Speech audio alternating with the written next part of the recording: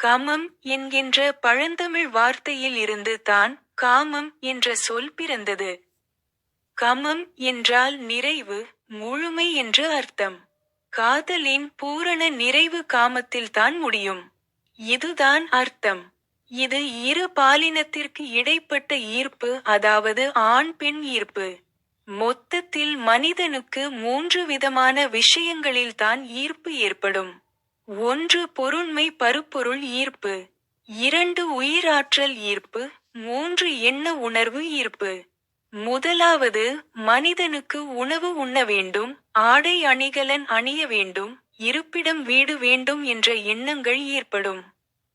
இதுதான் பொருண்மை பருப்பொருள் ஈர்ப்பு. இரண்டாவது, மனிதனுக்கு இனப்பெருக்க உறுப்புகள் மீது ஈர்ப்பு ஏற்படும், எதிர்பால் இனத்துடன் உறவு கொள்ள வேண்டும் என்ற எண்ணம் ஏற்படும்.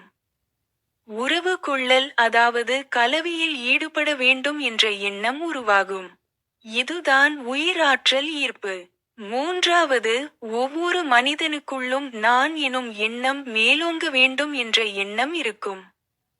அதனால் தான் தன்னுடைய பெயர் மேலோங்க வேண்டும், மற்றவர்கள் தன்னை பாராட்ட வேண்டும், மற்றவர்கள் தனக்கு மரியாதை செலுத்த வேண்டும் என்ற எண்ணம் இருக்கும். இதுதான் எண்ண உணர்வு ஈர்ப்பு. மொத்தத்தில் மனிதனுக்கு ஏற்படும் 3 விதமான ஈர்ப்புகளில் ஒன்றுதான் இந்த காமம்.